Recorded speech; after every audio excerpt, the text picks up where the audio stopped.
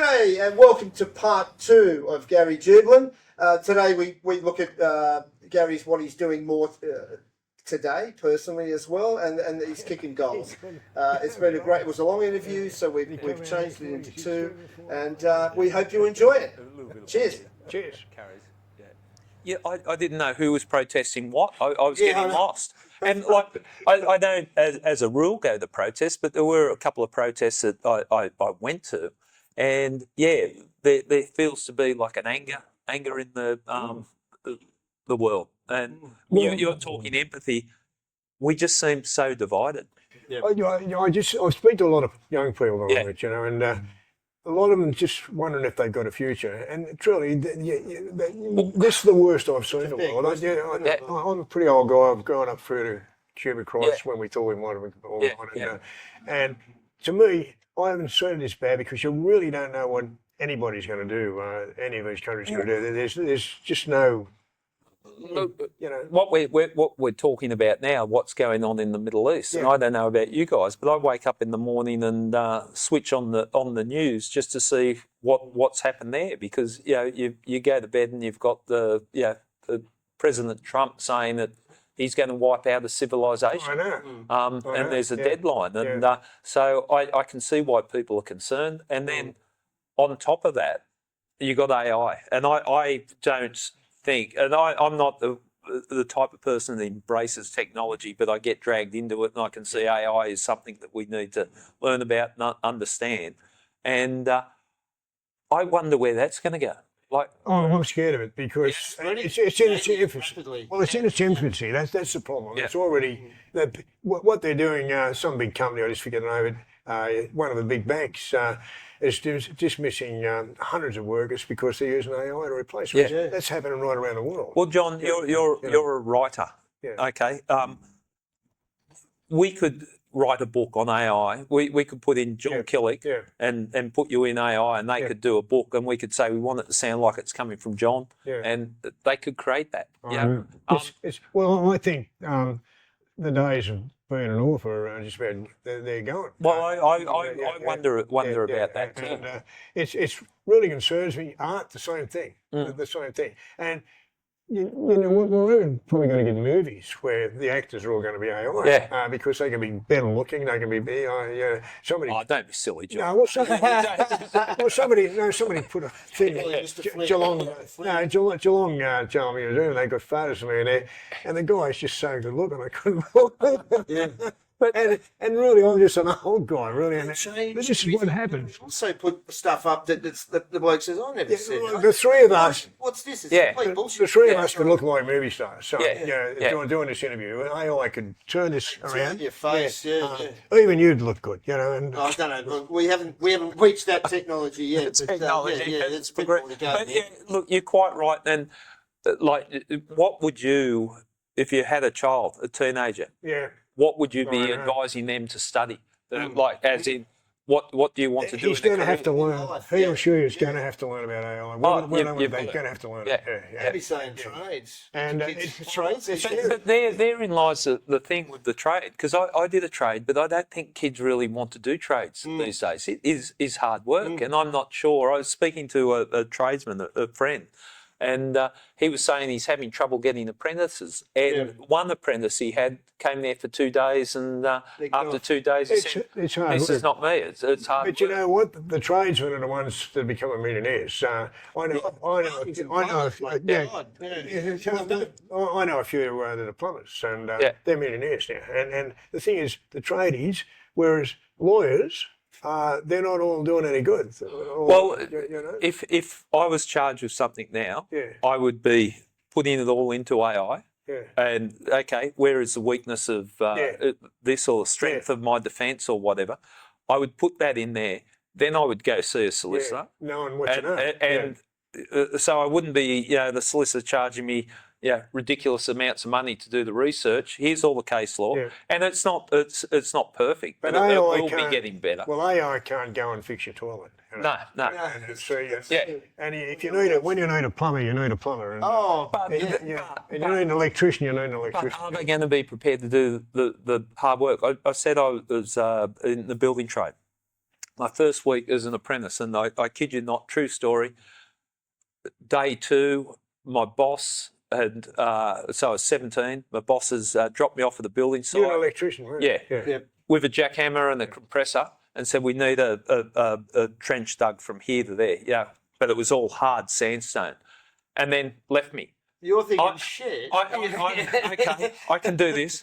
Bang, bang, bang, like that. By the end of the day, my hands were red raw. The blisters had busted, and the things under the blisters, it was just red raw. And that was, next day I turned up with gardening gloves covered, filled with Vaseline because I couldn't move my hands. But that was the world that we lived in. I had been taught that you got to earn your pay, and I'm sure there's people still out there, young people like that. But is someone prepared to do that these days? I don't know. Yeah, I know. No, it's a different story. Particularly in Australia, There's a lot of you see places like Korea and that, they're all they do is study during the day and study again at night. Yeah, Kids, I had an interesting discussion with he's heading up a law faculty, a former magistrate, on a podcast, and I was asking about with AI, where are we heading with AI with studying law? He made an interesting comment that sort of resonated with me because I said, because to study to be a lawyer, it was a hard slog, and people, you have to know case law. You've really got to work your mind. He was of the belief that it might evolve into something like this. Instead of spending 4 days a week studying the theories and the principles in the university, it might be a situation of 4 days a week you're out doing the practical stuff at the courts, presenting cases or getting a sense of it, and then 1 day theory. Like, so the theory, and the example he used, like a plumber, because as tradesmen, you would do 4 days out on the site and then 1 day at tech. And he's thinking that might change it. And it got me to thinking that might be the way, because accountancy, it probably has to be. Architects, solicitors, paralegal. What's a paralegal do these days? Like, I'd hate to be in that position. Well, the thing is, see, AI can research cases too, and that's always been an important part of law. It's to go and research. Like a bloody wheat harvester, really, at the moment, isn't it? Yeah, it seems to be. Yeah. But to research cases is so important. And but trials get won or lost sometimes, or even somebody gets a heavy sentence or a lighter sentence, depending on the precedents they come up with. Well, that's such a big thing, and this is where it's not perfect, AI too, because I think it was Melbourne that there was a barrister that obviously had done his research on AI and presented the court's case law, but the case law was just made up by AI, and he got caught out for it. So you're still, but we're in a position where we know you've got the experience, so you can check AI, so you can work with it, use it, but oversee it. What worries me now is people coming through, like the kids coming through now. They've known AI right from the start, so they don't have the experience. I can still type up a set of fact sheets because I did it for 30 years. I can sit there and type it up. But I know AI could probably do a better job of it now. But if I had AI typing up a set of facts, I would then look at it and go, no, that's not right, and make the changes. But if you've only learnt having the access to AI, I see it as... well, it only knows what we can feed into it. That's the thing. Listen, I wanted to ask you something that I've got similar thoughts about it, and you sort of changed your attitude about things a bit when you got out of the police force and wanted to focus on badness and what makes badness, what is badness, what is evil, etc., etc. And I've been like that all my life, sort of, because I've probably even met more bad guys than you have over the years, because of the place I've been and who I've met. And I've met evil people. I've met evil people, and the difference between badness and evil, I think, is pretty important. And so I was interested in that. And can you give us some idea of where you're at with that? Okay, I think I learned a lot. I did a podcast series called Breaking Badness, where they sent me into a maximum security prison for a couple of weeks and hang out with the prisoners. And I learned a lot about that. And that all stemmed from, you put me in contact with Bernie Matthews, and in the friendship I had with Bernie, he was talking about what happened at Grafton. And, you treat people like an animal, you'll come out like an animal. And, Bernie was saying that's what happened to him. Macquarie Correctional Centre in New South Wales, up at Wellington. You've got Macquarie Correctional Centre and Wellington. They're both maximum security prisons. And in Macquarie Correctional Centre, I don't know if you've heard about it, you might have, but they've got a dorm, it's maximum security prison with, I think, 30 inmates living in this dorm. And I thought it would be a bloodbath, like maximum security. But there's a no violence policy. If you commit violence, you're out. Right. They get rewards for. They come in with rewards, but they take it off if they make do something wrong. They have them study. They have them working, and they promote. It's what I saw. If I'm explaining it right, they're giving the inmates the skills to survive in society if they go out. Which sounds good to me. Because I was speaking to a lot of the inmates there, and they said in the other prisons, you got to bridge up every time you walk into the yard. When we get released, I'm like that. If someone bumps into me, I'm going to belt them because that's what I'm carrying from prison. You told your prison officer you're a dog? And then this prison, they're calling each other by first names, prisoners and the staff. Oh, wow. I thought it was, I love the idea, and I really, really promote it. I think it's based on models from Scandinavian prisons. And, if we're looking at reducing crime, I think that's probably the way to go. The thing is that people are in jail, 90% are going to get out, or more. So whatever we're creating in there, we're going to inflict them on society. So you want them to come out. But do you think that everybody's came to rehabilitation? No, sorry. And in answer to that, put it in percentages, rough percentages. Even the prisoners in maximum security, when I'm walking around and, we're all not singing Kumbaya. They're saying, look, this works for a lot of prisoners, but there's some just evil, bad bastards that should never be let out. And you know who they are. I've seen them. You're not going to change them. Society needs to be protected from them. I've met some. And in percentage-wise, I think you've probably got. And I got this from Ken Marslew. You know, Ken Marslew, enough is enough. He's passed away. We went to his. Of course. You and I spoke then. We went on the show. You two actually met there. Oh, that's where we met. Okay. Well, Ken's thing was in prison, and this is just rough percentages. He's probably said 30% are career criminals. Their parents were criminals. That's just in their bloodline, and that's what they're going to do. So they'll go in, they pay the price they pay, they're going to do time. You're not going to change them. No. Then you probably got 60% that their life went off track for a wrong reason. They've made mistakes or they want to change. They're the ones that we can help. And then you probably got the 10 or 15% that sit at the top. They're these evil bastards that you're not going to change, and you don't want them in society, and they should be in jail. I don't care about those ones. I really agree. don't. I agree. But that 60%. I've lived with them, and I know that they're not going to change. Yeah, they're not going to change. So let's not waste our. They don't have to be in there and tortured, but we don't have to try to rehabilitate them. But that 60%, I see that's a good way. And Ken Marslew's thing, because when I was doing that Breaking Badness, I was a little bit worried that I'm going too soft on it. Like as in I'm hanging out with the inmates and getting their side of it. So I rang Ken about it because his son had been murdered, for people that don't know, in horrific situation. Cowardly murder. He started to think enough is enough, and it became very, very hot, very big. And you helped at times. He was doing some good work, but he said, and I steal his quote. I told him I'm going to steal it, so he can't get cranky at me. God bless you, Ken. But he would say it's not about getting tough on tough on crime. It's about getting smart on crime, and I think that's the other thing.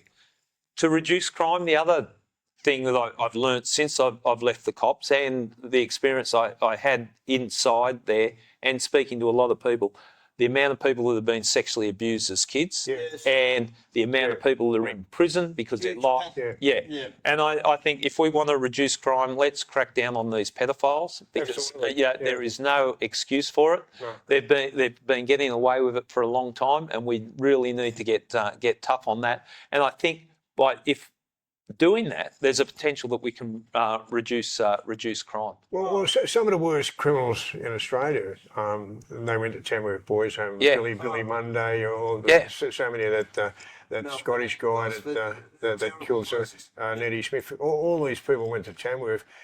And Nettie always denied that he was sexually abused. I'm not sure about that, but all the others were. We know that for a fact that Flannery. We did a thing about Flannery. Flannery was one of those boys' homes run by the brothers, and they used to rape him, and he actually got a cross tattooed on his back to stop, and it didn't stop. These people.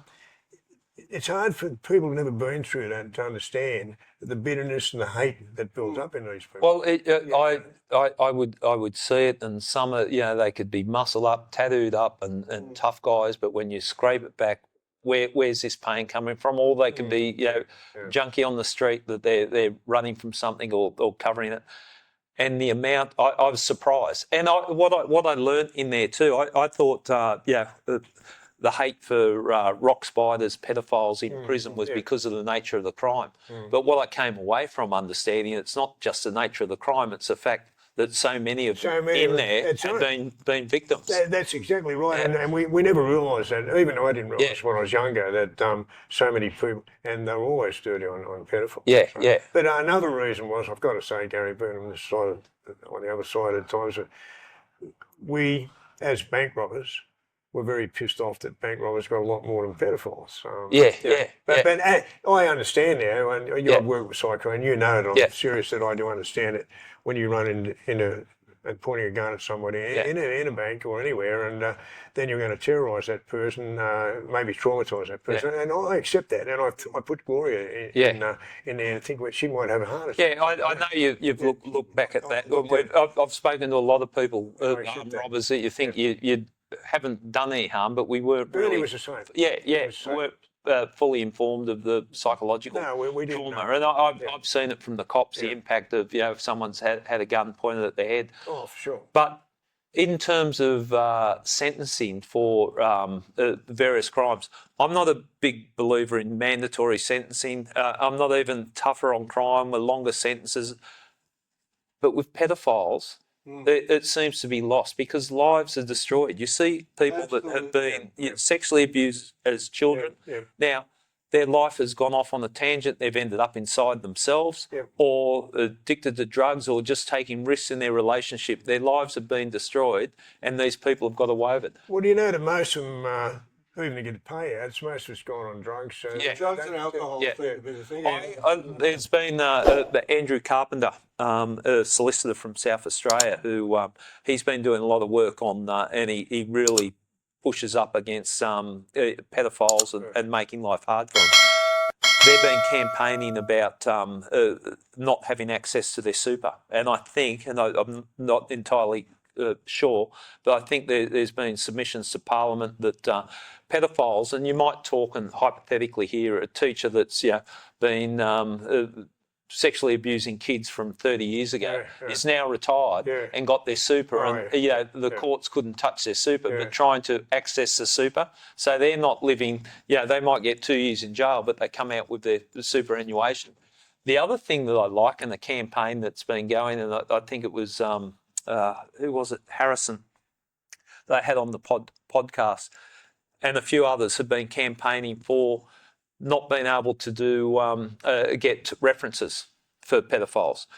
You could have a pedophile that's again, I'll just say a teacher that's been a pedophile, gets caught 20 years down the track, and come sentencing time, he's allowed to call in, this person was an outstanding educator of children, done this, done that. They're trying to eradicate that, aren't they? Yeah, they are. And the thing about that, the despicable thing about that is, that's the cover they hide behind. Yeah. So it's not good character. No. They're manipulating the system, and that's where I think little moves like that, they only might seem small at the time, but that's just making life harder for Well, imagine how the victims felt. Yeah. To get up and what a great character he was. And for 20 years, he might have been doing this. Yeah. Because most of the pedophiles we know, they've done it most of their life until they get caught. You know. Well, they can't take that into account when they sentence them, I suppose, but we can offer an opinion. Most times I've dealt with pedophiles, you catch them for one, but sure as shit, they've done others. So. There's even a few bank robbers you can say the same thing about.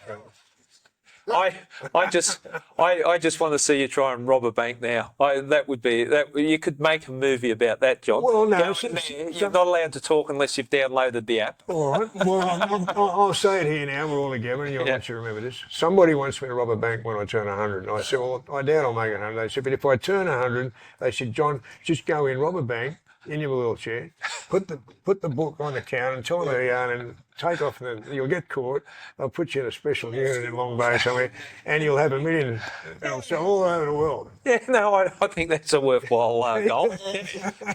I'll support that one. I'd have a laugh. Yeah, you're saying that now. But when I'm 99 and ring you up, you'll be getting a bit worried. Yeah, dig out the old balaclava.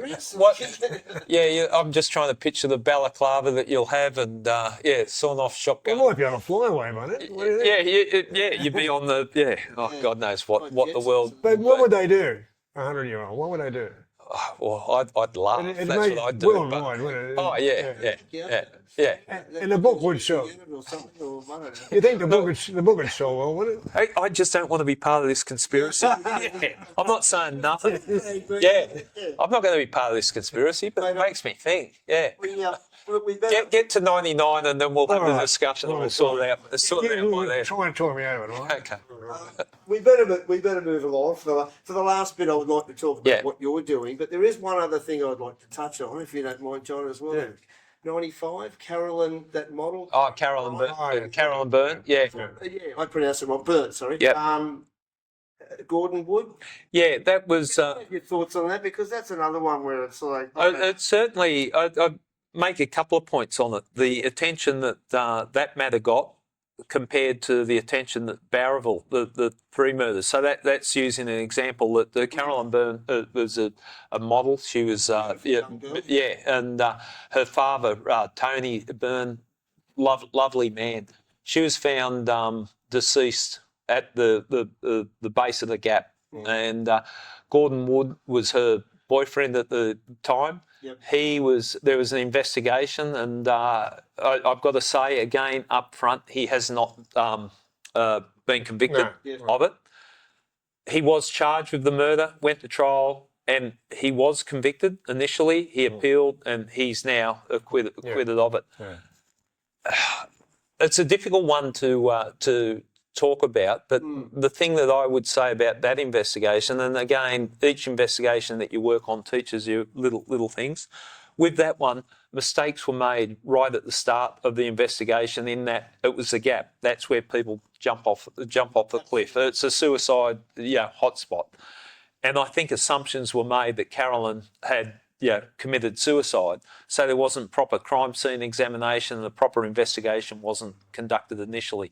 I became involved in it when a re-investigation was initiated, and we're back capturing things. But it's a horrible one. I know the impact it's had on Tony Byrne, Carolyn's father. It's a tragedy, but we've got to accept the findings of the court. He was convicted and I think he spent 3 years in prison. And then on appeal was he went to Goldwood, actually. I wasn't. Yeah, I didn't keep tabs on. Sorry, I don't know. In my opinion, he's an interesting, suspicious sort of character. I can't really comment on it, but he's an interesting character, and I think that whole situation caught the attention of the media. It was you couldn't sneeze, and if you did, it was on the front page of the paper when it came to Carolyn Byrne, Gordon Wood, and Renee Rifkin, because Gordon was Renee's chauffeur. But it was sort of an iconic matter of one of the investigations in Sydney's time. Yeah, no, it was, I believe he's in the Oh, UK God. or something Well, like that. just mention. I'm just going to mention one thing about Rene Rifkin. Excuse me. When he came in, we're talking about privileges. They put him in a special cell, and if he hit a buzzer, they'd come and get him and take him straight to hospital. Yeah. For high blood pressure. I mean, Right. what other criminals ever had that? You know. Yeah. So how does that happen? Yeah. I'm He was a flamboyant. Can you imagine him doing that for a bit? He was. Yeah, but the point is, it just shows that what they will do, if somebody is very important. And, I think there's the law is not set up perfectly for everyone's dealt with equally, without using Rene as an example. Well, he did have bad health, isn't that? And he died Well, I believe Berrima Jail was at the time. It's closed now. Yeah. At the time was for the VIP. Well, that's where the police ended up, didn't they? Well, Roger Otis went there. Yeah. But you know who else went there? Yeah. Lucy. Yeah. Yeah, Lucy was there. It was they made the women's show for a while. There as well. Was it Ellen was there or something? I don't think. I'm not sure about it. But Lucy was there, and you wouldn't believe it. 2 girls escaped. Yeah. Guess what they did? They grabbed Lucy and threw her in Segway down in Mola. Yeah. Just because of the association with you. Yeah, this yeah. But well, as we're hitting in the final sort of bit, though, I think we should. Gary's look. It's outstanding your achievement today. Yeah, look. Realize that you've left the Coppers. Yeah.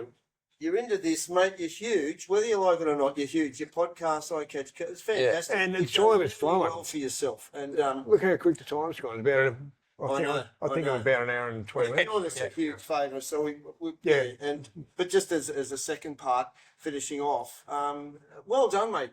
Books. So you're working on a third. Public speaking, MC, all these sort of things you're doing. It's been, how does it feel? It must be. Well, amazing, it's been, and I put it down to when what happened to me in the cops, and it hit me hard. Like, if I'm honest, like I was a career policeman, and all of a sudden, I describe it this way: 34 years, wasn't it? think of something you love, something you're passionate about, and it was taken away from you overnight. Literally, just bang, gone. And I was sort of stunned for a little bit, but then and angry, fight or flight. I tend to fight, but friends of mine and people smarter than me gave me some good advice. Yeah, don't be angry about it. Just move forward. Take some take a step back before you react. And I'm glad I got that advice. And so I looked at it. Okay, well, this is a chance to just change direction. And am I pissed off about what happened to me? Fuck yeah. I am. Understandable. But what's my revenge? My revenge is they're not going to break me. And my revenge is I'm enjoying what I'm doing. I was worried going into the true crime space to a degree, coming from the cops into that. Yeah. But what I like, and full credit to News Corp for letting me do this, is that I have been able to make I Catch Killers what I think it should be, showing crime from all directions. Yeah. And that, it started with you and Bernie and in the early days, and it sort of opened my eyes up to it. So it makes me feel like I'm doing something worthwhile. Oh, yeah. And, with the books, that was sort of cathartic, writing the books. I've enjoyed that. And I'm doing things that in the cops I would have had no hope of doing. And even... what is it? Friday afternoon, I'm sitting here talking to you two characters. Yeah. Friday afternoon, I was in the cops. I'm probably sitting there. I'd probably be on call, waiting for a call and be called out to a murder. I was in homicide for 20 years. You're on call every 6 weeks and anywhere in the state. I've got to mention that. Gary was good enough to give me and Gloria tickets to that show at Maccas. And we had the front row. And the guy you worked with was was complimentary. You were very good. He's an actor, isn't he? Yeah. That was really good. Are you still doing those shows? I do. We do bits and pieces. Yeah. That was a tour. That was an interesting time. So I'm out of the cops. I'm kicking stones for a bit, and then I'm doing the podcast, and then I was approached by TEG, which is a touring company. Said, "Do you want to do a live show?" And I'm comfortable speaking in public. It's part of the role as a police officer, as a senior police officer. And I thought, oh, sounds like fun, but maybe not. And then they sort of came back to me, well, if you do it, you can do it with your mate Rob Carlton, who's he's been actor his whole life, and you'd know him if you saw him. He's really talented fella. Yeah. And he's a good mate of mine, and so do it with Rob. And I thought, okay, well, that sounds like a bit more fun. Yeah. Then, so the tour dates have been booked all around the country. I think Enmore Theatre was the starting point, and then COVID hit.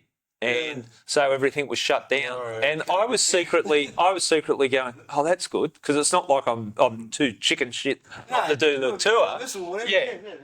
I would have done it, but COVID, and then we're up and running again, and then it was shut down again with those other stupid lockdowns, and then about 3 weeks out for the Enmore date, the states opened up again, so we could do the shows. So Rob and I get together.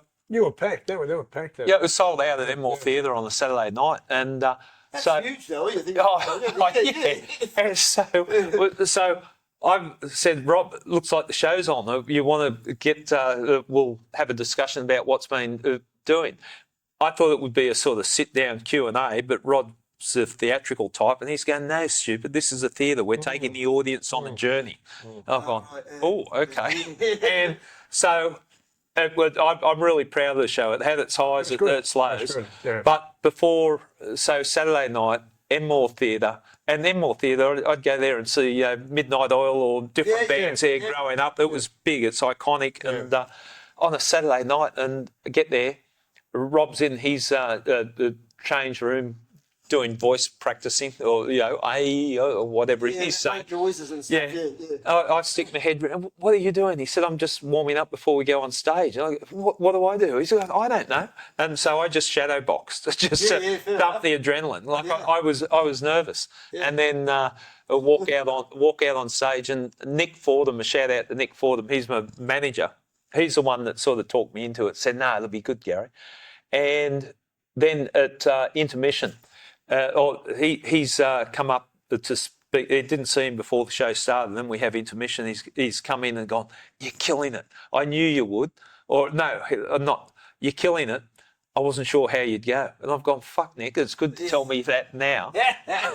So, but you were there, John. Yeah. It was a fun scene. Cool, I loved it too. It was a fun night. Yeah. And I think, was it hands up, because we talk about my criminal charge, and I think I make a joke in the theatre about anyone ever been interviewed. Hands up who's criminally charged, and 10 or 20 people have put their hands up or whatever, and I go, oh, good, at least we're not all straighty 180s. I'm joining the bad guys, and we break it down. How much hands up who's done time, or hands up, and we got to there was only one person that had his hand up. Hand up who's ever escaped from prison in a helicopter, hijacked by a Russian girlfriend. He was the only person. Yeah, but they gave us a standing ovation. Yeah, I know they loved you.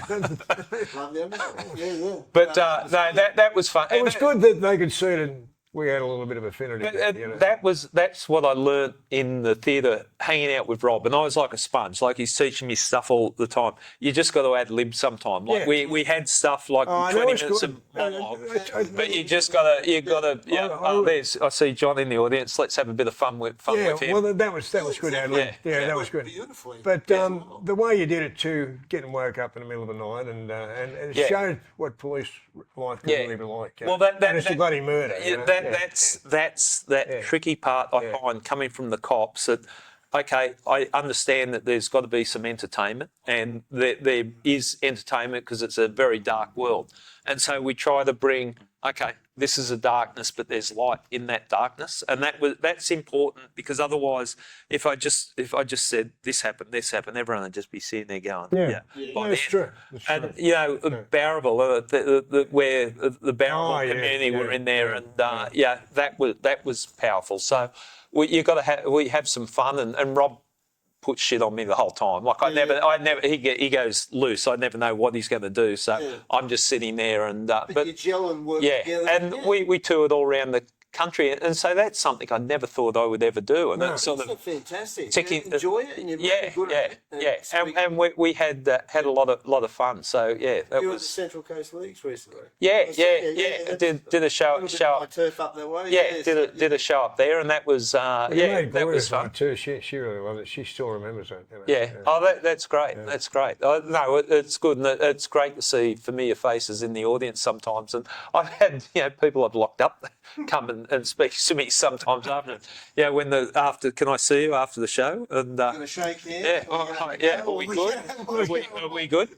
Just before we go, I think it'd be good to explain how Bernie introduced me to you. Yeah. And you were worried, weren't you? Well, are you talking with Central Railway Station? Yeah. Okay. So, What happened? I was it Bernie or you that invited there? Was it Bernie invited? Okay. Yeah. So Bernie Matthews and became good friends before he sadly passed away. But he escaped from Long Bay, and he was one of the intractables, and he had an awesome reputation as a dangerous human being. Yeah. I was introduced to him after I left the cops, shortly after, and he'd got out of prison, and so we got to talking, and we realised that it would be beneficial for both of us to sit down and get a relationship. And Bernie said, I got someone you want to meet, John Killick. And I'm like, John Killick, I know the name. Oh, is that the dude that escaped from... that's him. I'm just out of the cops. I'm not sure if I've been charged or I'm still going before the court, but I know the cops were going after me. And I had a sense that, things were on. And Bernie says, we'll meet John at... Central Railway Station. I didn't know Bernie really well at this stage. I didn't know John. And John's walking up with a bag, and there's cops walking past. And I'm thinking, what a good cover for these two if they're still in the trade, setting me up. And what am I explaining? Why are we doing a money exchange or whatever? But so curiosity got the better of me, and I'm sitting there talking, and we had a great conversation, didn't we? We enjoyed it. Yeah. And I just... For fuck's sake, what's in that bag? And it was comics. They were swapping comics. So I think I'm watching cops walk past, and I sort of... He's worried what we got in the bag. And balaclavas and guns, and I can just imagine trying to explain. No, I've got to explain this. It was just So, but when it was comics, so that made me laugh. Very nice bloke. Oh, he was. I never met him, but I thought he was a lovely bloke. Yeah, we did a show on Bernie at the Parramatta Jail. Yeah, we did. Yeah, they actually let us in at Parramatta Jail. That would have been interesting. It was great. Yeah, we were very lucky. I made a few fuck-ups, but that's normal. But it was a good show. Well, the thing is that that I still remember I went to see him the night before his operation. Yeah. And I went over to the hospital there, and he was watching the bloody races. Yeah. Having a few little bets. Just Bernie. And I said, "How you going?" He said, "I'm getting beaten fat as usual." And the specialist came in, he was a young guy, and he said, "Look, talk to him." He said, "Everything's going to be all right. We're going to open up tomorrow, and et cetera, and you'll be okay." Anyway, what happened is that they took him in to do the operation the next day, and when he woke up, he thought, "Oh, great, I've survived. I'm okay." Yeah. But then they come in and they'd opened him from down there right up to there. Yeah. Opened him up, took one look, and shut him back up. And they said, it's too far gone, and you've got about he was tough because I visited him in hospital quite a bit.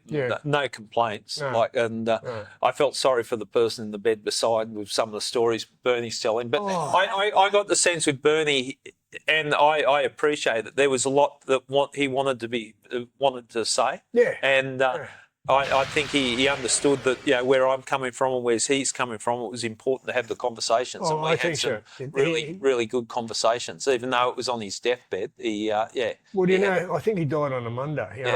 On the Friday, I swear, he and I did a radio program. We weren't together. And we did it and the jokes.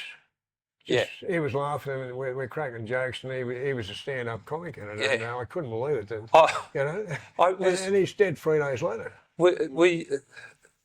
were you there at Chinatown? We went for lunch, and I was with Bernie. You mightn't have been No, been there. no. I went there with Bernie, and he had a couple of mates from his past. And it was funny sitting in a restaurant. I won't name the restaurant because we used to go there in the cops and sit in the same spot and tell war stories after big jobs. Yeah. And I was sitting there with Bernie and the couple of people he brought along, and they're telling, And when we robbed that bank, and you said you had the keys to the car, or you could start the car, and you fucking didn't. And you were sitting there. I'm sitting there, and I was just laughing because it was the same type of humour as cops would have when we're talking about. Yeah. You were meant to keep the watch on the back door. I thought you said the front door. That type of stuff. So yeah. You know, he talked Pom into doing a robbery. Pom had just got off the plane. It might be statute barred. This is no, they got caught. Yep. And so they ran out of the bank, and it was in Queen, and it was the day that all the police were doing their march. He ran into about 50 cops when he ran out. Awkward. And you weren't allowed to bring it up. Yeah. If you brought it up, it get real dirty. Get the shits. I talk about that. Yeah. Pom will tell you about it.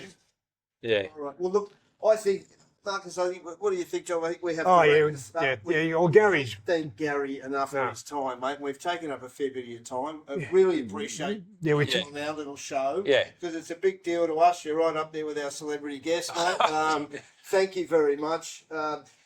John, any final thoughts? I'm so grateful for Gary coming on. No, it's just good to see you. I haven't seen you for a while, and maybe really appreciate it. Maybe down the track having another beer. Yeah, maybe should. down the rocks or somewhere. Yeah, and I just want to say, like, my transition from policing into the world that I operate now was made easier with John, getting to know people like John, and we've our paths across a lot in different functions and different things, but it's sort of changed my mind, or not changed my mind, opened my mind up to the world of crime. It's not one dimensional. It's not just good versus evil. There's a whole lot of layers to it. So absolutely, I think it's why you focused on badness. Yeah, because you couldn't handle evil, but I think badness, those people can change. You can, and I think it's a good thing. So thanks for inviting me on it.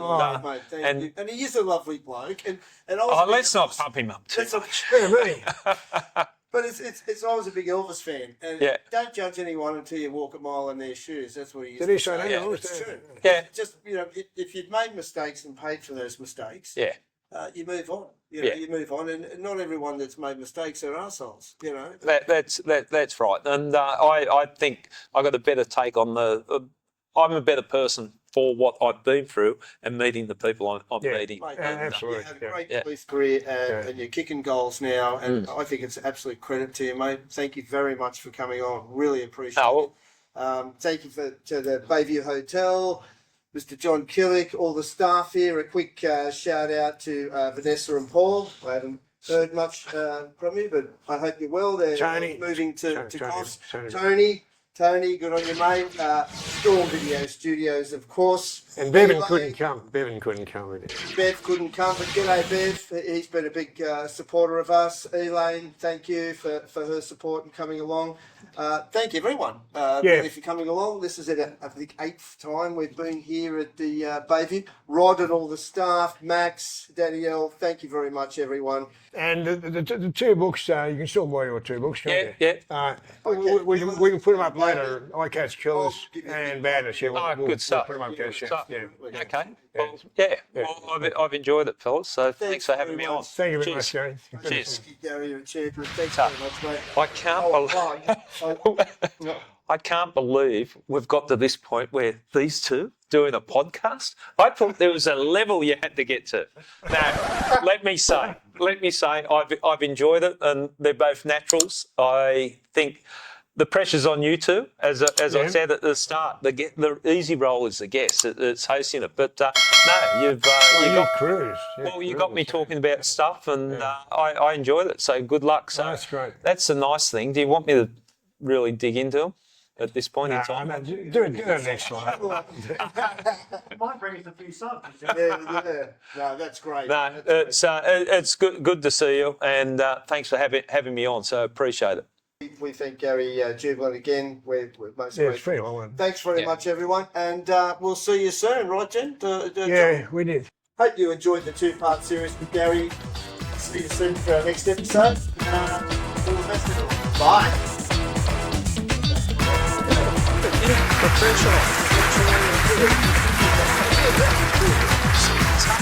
Like, this is the thing too.